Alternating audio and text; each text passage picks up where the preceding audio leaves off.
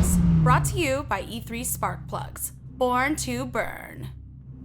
Hey, welcome to Letterz. Now, before I answer your questions, there's a few things I want to talk about first. We're real happy about our newest sponsor, Motorz Polish. This is their Showtime Detail Spray, which smells so good when you're using it. And I also wanted to remind you to check out our win page, which is at motorz.tv/win. We've got so many giveaways going on every month that we've put them all on one page, so you can just keep going back there every month and click all those links and enter them all so that you win.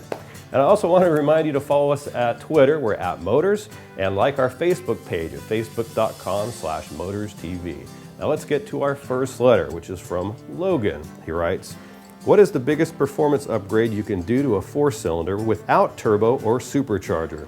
Love the show, thanks. Well, thanks for watching the show, Logan. Now, if you're not willing to add a turbocharger or a supercharger to your vehicle, which is understandable because they're pretty expensive, the best way to increase performance is to add a nitrous system.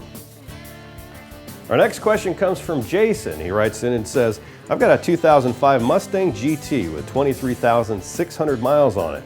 As you can see, barely driven, but my e-brake doesn't hold the car. Do you think the cables need to be replaced? And if so, how hard is that to do? Well, thanks for your question, Jason. Replacing your e-brake cables is a bit of a job and can be done, but requires to buy a whole new handle to do so. Now, if you look in the center console for your car, you'll see an access panel that leads to the emergency brake adjustment screw. If you tighten this screw, it will adjust your emergency brake's ability to engage your brakes. I would definitely try adjusting that before replacing the cables.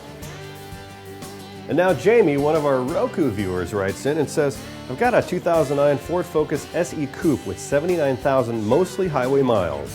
When should I change the timing belt? And is it something that I could change on my own? Well, Jamie, take a look at your owner's manual to find the timing belt replacement interval.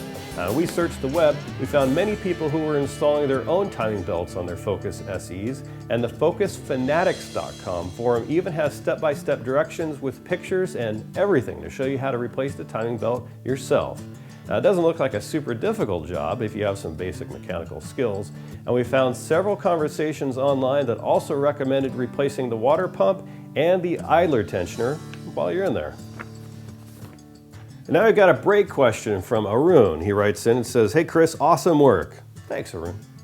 I've got a 2003 Mustang V6 Coupe. I'm having a problem with my brakes. There is steering vibration while braking. When I had a chat with my mechanic about this, he told me that the rotors are almost at the end of its time and he suggested replacing the rotors and pads. When I asked him whether to replace the rear ones as well, he suggested changing only the front ones. After having watched your videos, I'm thinking about doing this myself, installing aftermarket rotors and ceramic pads for the front. Should I replace both front and rear rotors and pads at the same time? Great question. Now, front brakes don't wear at the same speed as the rears, and on most cars, your front brakes control the majority of the braking, so they're going to wear out considerably quicker than the rears. Now, if you can feel the car shaking when you apply the brakes, your rotors are most likely warped, but replacing them isn't the only option. If your rotors are within tolerances, you can have them turned to become straight again. This just involves the brake shop cutting off the outer material of the rotors to make them perfectly true again. This process cannot be done if the rotors are too thin already or they have cracks, but it's considerably cheaper than purchasing new ones. Manuel, who evidently saw our Small Block Rebuild series, writes in and says, hey Chris, I've watched all your episodes on YouTube and I just want to say great job on all the work you do. It's very detailed and I like it. I've got a Chevy 350 small block that has close to 300,000 miles on it. I was wondering what would make it perform a bit better. On the hills it slows down 5 miles depending on how fast I'm going. Also has an air intake on it and I'm using synthetic oil and run straight pipes. It helped, but I just wanted to know what else I could do. Thanks for all the help. Keep up the good work, man. Wow, 300,000 miles, that's pretty impressive. Now, if the vehicle is slowing down when it's going up hills, it's more likely because it's just tired, and with 300,000 miles on it, who can blame it? Adding performance parts won't really help it so much at this point as a rebuild will. Now, if it's slowing down that much just going up hills, it's probably because it's not having a very powerful combustion cycle. This could be for many reasons, such as the cylinder walls are worn smooth, or it just needs a valve job, or it could be that it just needs some maintenance. I would just start by checking some of the basics like doing a compression check and checking the condition of the spark plugs to see if you can quickly identify where the problem is. You might just need something as simple as a new fuel filter, so checking the basics should be your first priority. And our last question comes from Ramon, who writes, hey Chris, I love your show.